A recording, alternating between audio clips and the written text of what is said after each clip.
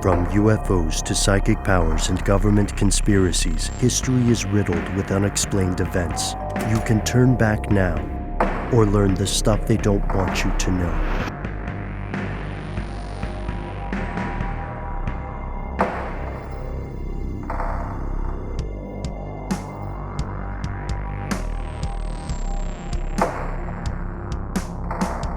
We have some very, very strange news here. It's funny, maybe a way to get into today's conversation. Noel, Matt and I earlier were just shooting the breeze, and we were talking about Teslas. And there are a lot of Teslas now in Atlanta where we record this podcast. And I had that moment, you guys know I'm a gearhead kind of, and I had that moment where I was like, I don't know, man. I think maybe I could one day buy a used Tesla. And then we started talking about, just briefly. It's weird, folks. It is weird when Matt, Noel, and I, or Paul and Codename Doc and I, when we hang out off air, our conversations sound like shorthand sometimes because we already know our positions on something. Matt, what was it? We were like, yeah, but you can't repair it. You can't fix a Tesla, right? And then I think we both just had the right to repair segments and episodes just streaming through our minds. And if anybody had been standing next to us in that conversation, it would sound like we were just speaking in keywords for a second, Yeah, we like to speak in Google searches yes. to outsiders. That's what we do on this show quite often. I mainly like to speak in tongues. You're right, Ben. We talk a lot about the right to repair on the show. It is sort of a hot button issue for certain people. People kind of resent being told what they can and can't do to their property. And yeah, you can get your Tesla repaired, but you literally have to get permission to do it, from Tesla, or get it done at a particular Tesla service center. And as we know, batteries in these things can be incredibly expensive. And Ben, if you were in the market for a used Tesla, you may well be looking at a 2013 Model S. Until you hear the full details of the story, perhaps, because a Finnish man named Tomas Katainen, he ran into a real kind of quandary, a conundrum with the old Tesla, with old Elon. Not directly, but we'll just consider this. He's watching down on the proceedings from on high, from in his space capsule or whatever, wherever he's orbiting. So this guy, Katainen, he really liked the Tesla he clocked it in at around 932 miles or 1,500 kilometers, where he thought the car ran excellently. Really enjoyed the vehicle. But then all of a sudden, after 932 miles, which is nothing, a blip, he started getting all these error codes, and the car started stalling out, and all kinds of weird things happened. And he brought it to a Tesla dealer, like you have to do, and they kept it for more than a month before they let him know, hey, buddy, so about that Model S that you dropped off, we can't really do anything for you. Unfortunately, you're going to have to pay $22,600, that's USD, for a brand new battery. Oh, no. After 900 and change miles driving this very, very expensive car. It looks like a Model S used in Finland today is just a little more than $42,900. So he's about halfway there. That's way lower. Battery. That's way lower than I thought it would be. It's not bad. I think we probably could maybe that's just in Finland. I don't know if they would be more or less expensive in Finland. I'm not really sure how that works. Do we know what year his is? It's 2013. Mm-hmm. Okay. That's a little confusing, guys, because for it to only have 932 miles, I'm not sure if that means it was from zero. That surely doesn't mean that. So it sounds like he got it used in the first place. So it already had some miles on it. He drove it for 932 miles on top of whatever was on the odometer before he started having problems. But that's not detailed particularly well in this story. So apologies for the confusion there, but I can't imagine that it would have been like a purely zeroed out brand new Tesla. Although it's a little unclear. But the point is this. He was very annoyed, understandably, right? Because, like you said, I mean, like I said, a used Model S in Finland now goes for about $42,900, and they're asking him to fork out $22,600 for this brand new battery, and that would probably be just for the part, like not even for the labor. I'm assuming there. So he got a little bit of he kind of came up with, he had a brainstorm. He had kind of one of those like brain light bulb moments, and he decided, you know what? Fuck Tesla and fuck Elon Musk and the, iron sci-fi horse that he rode in on with laser eyes. And I'm not going to get this car repaired at all. I am, in fact, going to team up with some demolition experts and YouTubers and blow the thing to hell with somewhere in the neighborhood of 66 pounds of dynamite. Which, by the way, you guys, the dynamite's pretty cheap. It's just it's just a couple bucks a pound. Mm-hmm. Isn't that nuts for something that's so destructive that it's like so affordable? And he did just that. And there's a really great video that you can see if you go to YouTube and just like type in the name of the channel. It's a little hard to pronounce. It's Finnish. Thank you. Thank you for being the one to butcher that one. Amajatkat? Yeah. Mixki Miz Rajati. Teslana is the name of the video. So you can check that out on YouTube. I'm sorry, that was just the headline from the the still.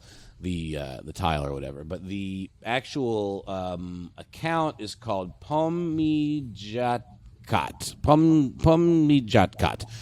which apparently translates to something in the neighborhood of, hold on a second, Pommija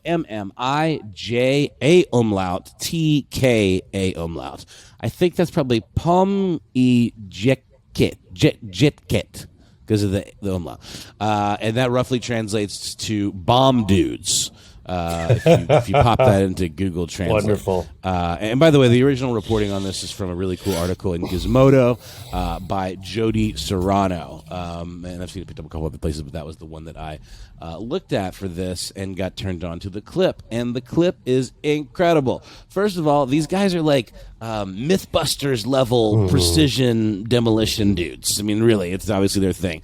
They essentially fasten like these giant bundles of TNT, and it's not the kind of it's not your grandpapa's TNT, mind you. It's not like the sticks with the fuses. It looks sort of like giant casings of sausage. You know, and they actually screw them on to the side of the car all the way around, 360 degrees. With maybe like a foot spaced in between, and they're long enough that they go from the top of the body right under the window to the bottom right below the door. And they're sequenced. They're strung together like they're Christmas strung lights. together. Exactly. They are one chain reacts with the next one and so on. And the cool thing is, like, these guys are pros. They film it from multiple angles with these really, really, really high def, like overcranked, like phantom cameras. I'm not super camera nerd, but I think those are pretty fancy. And you get to see it blow up in spectacular fashion. Like, it literally, there's nothing left. And they even talk about in the video, like, how they have to plan it because they have to figure out what the direction of the shockwave will be because there's a lot of TNT, and also which direction the explosion is. Excuse me, by the way, I said 360 degrees. That's not true. It's only loaded up on one side, and that is literally so they can control the direction of the explosion. If it's going to explode from one side outward in the other direction, which is facing a rock wall. They did this in a really, really cool old quarry in a small town called Jala, which is a very rural town in the southern part of Finland.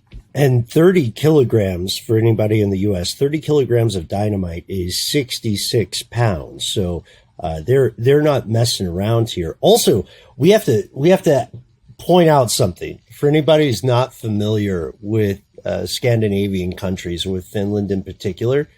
It is crazy expensive to buy a car there in the first place.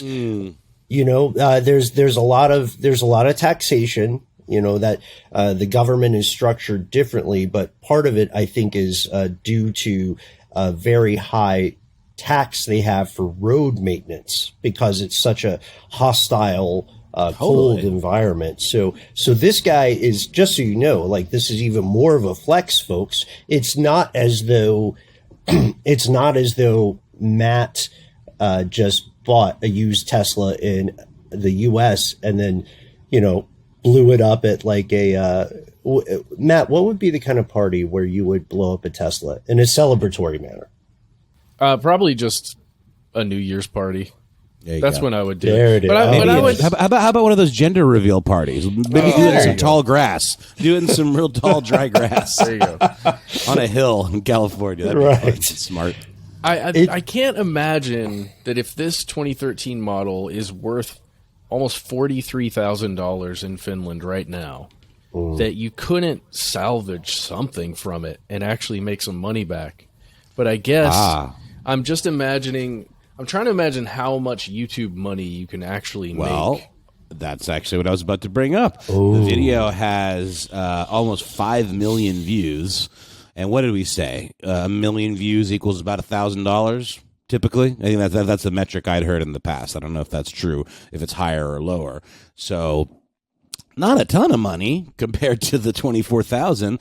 Not clear what this dude does for work. I mean, he bought a Tesla in Finland. He's probably not hurting for money. I think he did it more as like an FU, like I said, to Elon and then the whole, Tesla operation. In the video, they actually there's a helicopter involved. They drop an effigy of Elon Musk wearing a helmet from a helicopter and then put him in the passenger seat. So not only are they blowing up the Tesla, they're blowing up, literally burning alive, an effigy of Elon Musk. So maybe there's some witchcraft going on here too, perhaps some sort of ritualistic thing. I don't know. It does appear to be more about the gesture than about making YouTube money. I mean, 5 million views though is nothing to sneeze at. And this only came out on December 17th. So in the life of the video, I don't know if they made a deal, He obviously made some kind of deal to let them blow up his Tesla. He's probably getting a cut of that, I would imagine. But again, it doesn't seem like he's in it for the money. It seems like he's in it for the spectacle. Because at the end of the video, they ask him something along the lines of, "Is it better to have a working Tesla or exploding the car with 66 pounds of dynamite?" And he says, "Sort of both. Maybe more explosion. Maybe more explosion." So yeah. That's the story. I fully embrace this dude's flex here, and I think this is an interesting way of making a statement and putting your foot down, with old Papa Elon. But takes all kinds. Just to make a really quick point here, not related directly to this, I'm thinking about these newer vehicles that are all electric or a hybrid system, something that is way more complicated than a normal, combustion engine vehicle, where there's kind of a bar. It's not a low bar, but it's an achievable bar where you can, just you listening to this or any of us, could repair a car to some extent if we could get access to parts. That's a traditional combustion engine vehicle. But with one of these newer cars, it's so much more difficult. Just due to the specificity of parts and how they function together, right? The number of actual working parts and the number of those that are electronic. I'm imagining us, we're talking about predictions for 2022 and beyond, just like where we're headed when it comes to access to not only, money, but access to proprietary tools, for example, or like software. Maybe, yeah. Yes. And a lot of the bad things that we can kind of see on the horizon, where it's going to lessen, I think, many people's access to being able to do things like paying a lot of money to repair a vehicle. But we also need to do those things. At least that's what, we believe, in order to save ourselves. So like we're really great at finding ourselves in catch-22s across the board. Oh yeah. I started reading some of the comments on the Gizmodo article, and then there's definitely a good back and forth going on about this very thing. Drips says on the comments, have to ask permission to fix his own bloody car? What backwards ass nonsense is this? If I told my dad this story, he'd lose his shit. He repairs classic cars and is always complaining about new stuff. This might be one of the few times I agree with them. To which someone replies, and I think they're making a point here, ask any farmer about repairing modern farm machinery, because as we know, that was a big part of the whole right to repair thing too, is that a lot of like John Deere and these more modern tractors are starting to use more electronic components, and you do have to ask their permission or get them to do it, and farmers don't like that because it's sort of an old school profession, and you want to be able to like be self-sufficient, and that makes you feel like you're not, and you're like beholden to some corporation. Well, that's one of the really challenging things about this. We've received some great correspondence from people who work in agricultural communities or agricultural industries who are confirming the same thing. Now, obviously, here at Stuff They Don't Want You to Know, we've talked extensively about the idea of the right to repair. I think this just shows us, sure, it's a flex, right? It's ostentatious. It is something that the majority of people living in Finland or even the world probably could not afford to do, even if they wanted to. I don't think there are a ton of people who are in the blow up cars for fun echelon of society, at least not, new, nice cars. But what this means is that we are seeing in microcosm the larger frustration of consumers. Like, do you actually own a Tesla if you buy one? Like, do you actually own anything if you are required to continually pay, not just for maintenance, but you're required to continually pay for things that are, honestly, in terms of materials, should be free, like software updates. Like, why are there things that you have to unlock? Like, you guys remember back in the day when more people were buying video games on disc, you would get a disc in some cases that had all the stuff for the game, all the stuff you could ever imagine, but you would have to pay. What's the bad one? Is it EA? Are they the EA people don't care for, Activision people don't care for, Blizzard people don't care for. Right. Okay. Yeah. But it was already on the disc. You, as the consumer, had none of the big video game companies are particularly known for being very kind and cuddly to their employees or their users. Because Ben, to your point, nowadays they used to have to release a game and it was done because you couldn't patch it because it wasn't connected to the internet. Now they can put out half-finished garbage like that Cyberpunk debacle because they know that they can patch it, and they'll rush it out to meet the holiday demand, and then they'll put out a half-finished buggy piece of crap. Not everyone. But yeah, I think we're all on the same page here. The idea is that you are paying more for someone to flip a switch, essentially. Yes. And there's a lot of course, there's a lot of time and effort that goes into this, that the argument is that's what you're paying for. But also, if you want to, I got to say this, I know it'll be controversial. I know we have to move on, but like, yes, Elon Musk is not a perfect person. Yes, Tesla as a company has problems, but all you have to do is like look through history at the times people other than the big three car manufacturers tried to make cars.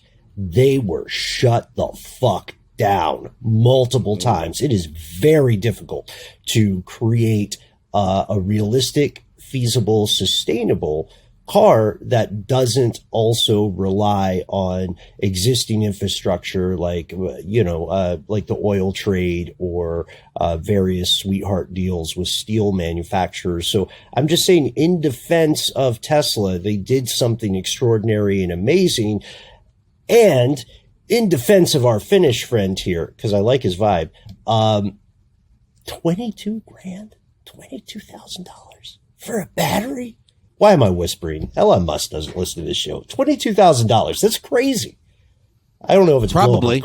I mean, blow up a almost car certain, crazy. yeah, you got to wonder. I mean, like, is it made of magic and gold and platinum or something? I mean, I just, I'm sure there's materials costs. I mean, you pay for what you get. Like, it's definitely, but also, why is it failing? Why you think maybe. See, I wish we had a little more information. I wish we knew if he bought the thing brand spanking new off the lot and it was 930 something miles and then it failed. If that's the case, that would be grounds for a lawsuit. I mean, that's insane. They would have to, that would be a lemon law, I would think would protect someone against getting gypped to that degree. The only thing I can assume is that it was used and he drove it for 900 something miles past what it was already at. That's the only thing that makes any sense. But somebody put it up for sale after the battery started giving him problems. That's what happened, dude. Probably. So if that's the case, a little less sympathetic for this guy. You know what I mean? If he got an aftermarket car without a warranty, then yeah, he's probably going to have to pay what he's going to pay. Well, you guys got me on the car vibe here, but I'll sew it up real quick. Well, there's one thing that I think could be instructive here to give us some context on his perspective, because this is still, newer technology. It's a new car company or newer car company. Back when people were back when automatic transmissions were mainstreamed, folks started around like the 60s, mid 1950s. They started trading in their automatic transmission cars when they hit about 30,000 miles, because that's when parts of the transmission started messing up, and it was literally cheaper to just buy a new car than to start having to continually fix your transmission. So he clearly made a calculation. I mean, he's a smart guy. I don't know. I would love to hear from someone else who's blown up a car in a healthy situation. I blew up my car just by not taking proper care of it. I remember that car. In my younger, stupider, less responsible car ownership days. I had a Volkswagen Golf, and I literally drove it into the ground and left and abandoned it at an auto place, like I had it towed or something, and it was in the middle of nowhere, and I ended up getting picked up, and I just never went back and got it. I'm not proud, but it just was pouring black smoke, and it was always overheating at stoplights and horrible things. But now I treat my sweet, sweet Honda Fit with all the love and affection that it deserves. I know we got to get out of here, guys. Ben, you made the point about the car makers like going up against the big car makers, like a new person in town. Well, I don't know if you've seen the news about Rivian in Georgia and how this car manufacturer startup is building a $5 billion factory in Georgia, our state where we live, and they are going to make electric vehicles. Specifically, there's a Rivian electric truck that's made the rounds. And it's so strange to me in this world right now. They are considered the third largest car manufacturer in the world. They've got $0 in revenue. You can read about that on CNET right now. You can search for that. You can search about how they just went public, and they've got all of this money, but they haven't begun to make any vehicles yet. But they're building a $5 billion place to build these special vehicles that nobody's seen yet. That reminds me a lot of a company called Workhorse that did something very similar. They had yet to build, they had like a prototype version or something like that, but it was these electric vans, and they had they were up for a big government contract through the U.S. Postal Service, and then they didn't get it, and their stock tanked. And it's similar to what you're talking about. They had like facilities, they were claimed to be ready to move, but they actually had never made a single vehicle yet or something. Very, very weird. And then that, I haven't followed up on that story, but that was a big debacle for that company. The emperor has no clothes. Exactly. Oh, dear. Lot of, as it turns out, a lot of nuance and stuff to discuss within this story that is ultimately on the surface kind of goofy. So thank you guys for all the different directions we took this. And now let's take ourselves in the direction of an ad break, and then we'll be back with more strange news.